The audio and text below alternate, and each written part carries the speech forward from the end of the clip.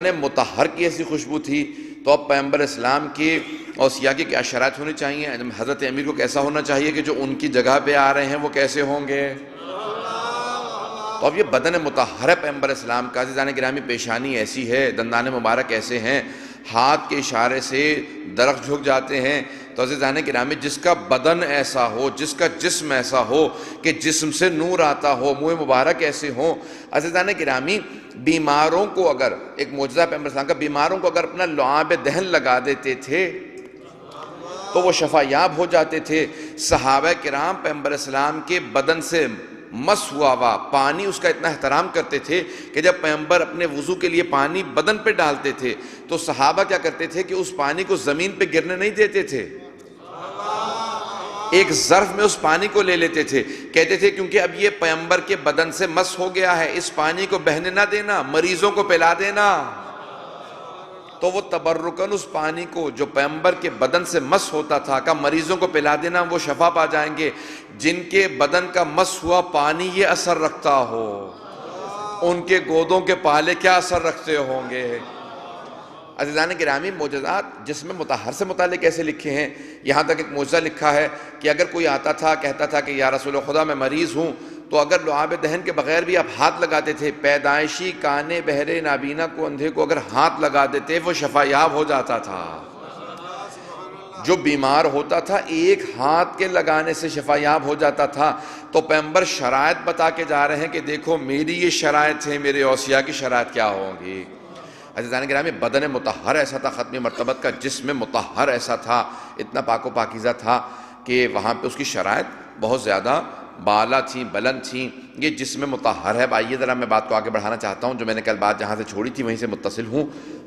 یہ جسم مطہر ہے پیغمبر اسلام کا، یہ بدن مطہر ہے حبیب خدا کا، جس کے لیے قرآن میں آیا ہے کہ انما یرید اللہ لیذھب عنکم الرجس اہل البیت ویطہرکم تطہیرا۔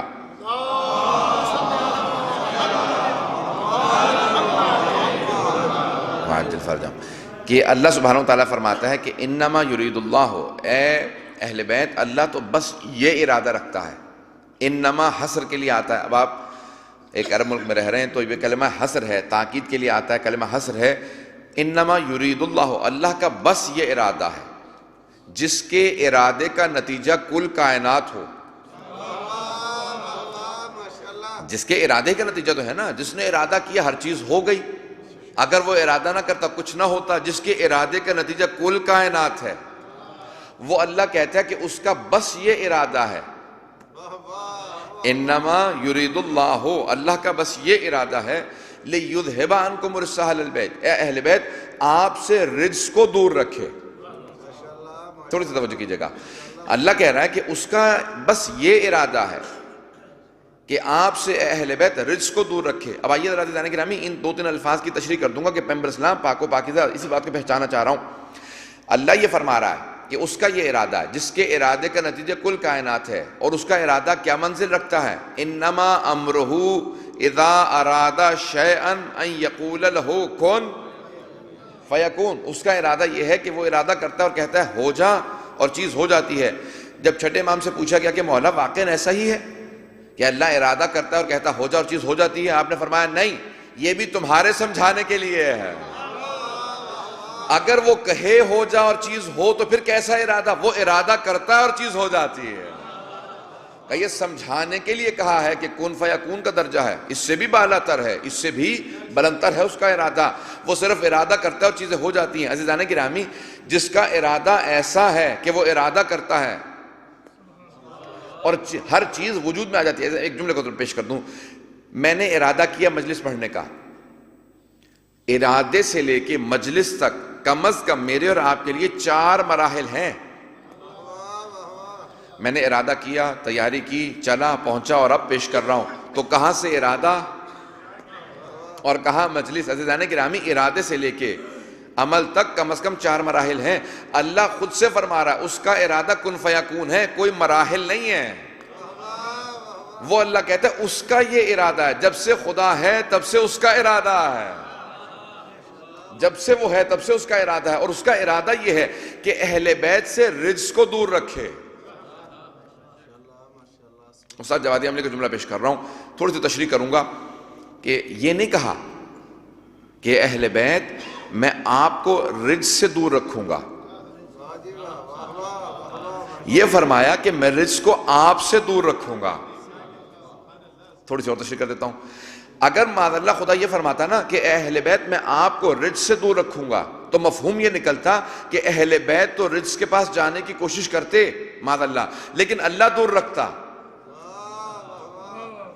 اگر اللہ یہ کہتا کہ میں آپ کو رجس سے دور رکھوں گا تو اہل بیت جانے کی کوشش کرتے، لیکن اللہ دور رکھتا۔ لیکن اللہ نے یہ فرمایا اے اہل بیت میں رجس کو آپ سے دور رکھوں گا، یعنی رجس آنے کی کوشش بھی کرے گا تو میں دور رکھوں گا۔ تو ایک بات واضح ہو گئی نا، جو اہل بیت سے دور ہے،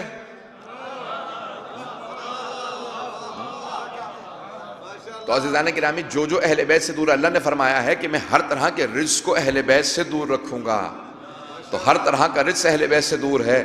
لفظ رجس کا میں ترجمہ نہیں کر رہا ہوں، آئندہ اشارہ کروں گا، آگے بڑھ جاؤں گا۔ عزیزان گرامی رجس کیا چیز ہے؟ قرآن میں بہت سی آیات کے اندر لفظ رجس آیا ہے۔ انما الخمر والمیسر والانصاب والازلام رجس من عمل الشیطان، شراب، جوا، ازلام، انصاب، یہ سب رجس ہیں، شیطان کے کام ہیں۔ تو اب ہر وہ چیز جو رجس ہے اللہ نے اہل بیت سے دور رکھا ہے اس چیز کو۔ پہنچ رہے ہیں عزیزان گرامی، بس بات کو اشارتاً پہنچ جائیے گا۔ اب ہر وہ چیز جو رجس ہے اللہ نے دور رکھا ہے۔ آئیے ذرا ایک اور آیت پیش کر دوں۔ فَاجْتَنِبُوا الرِّجْسَ مِنَ الْأَوْثَانِ وَاجْتَنِبُوا قَوْلَ الزُّورِ، بت پرستی کے رجس سے بچو، زور گوئی سے بچو۔ یہ دونوں چیزیں رجس ہیں۔ بت پرستی رجس ہے، زور گوئی رجس ہے۔ تو بت پرستی رجس ہے۔ ہمارے سب مسلمان بھائیوں نے لکھا ہے کہ سارے صحابہ ہیں رضی اللہ عنہم سوائے علی بن ابی طالب کے، وہ ہیں کرم اللہ وجہہ۔ وہ کہتے ہیں کہ اللہ نے ان کے چہرے پہ کرم کیا۔ کیوں؟ کیا کرم کیا؟ وہ کہتے ہیں ان کی پیشانی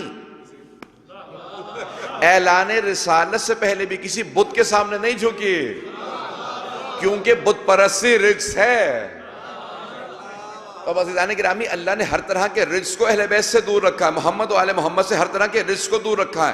تو اب جہاں جہاں اہل بیت ہوں گے اللہ نے ان سے رجس دور رکھا ہے۔ تو امیر المؤمنین کی پیشانی کا بتوں کے سامنے نہ جھکنا، یہ سمجھا رہے ہیں کہ دیکھو اہل بیت ایسے ہوں گے، جہاں جہاں اہل بیت نظر آئیں گے وہاں بت پرستی نہیں ہوگی۔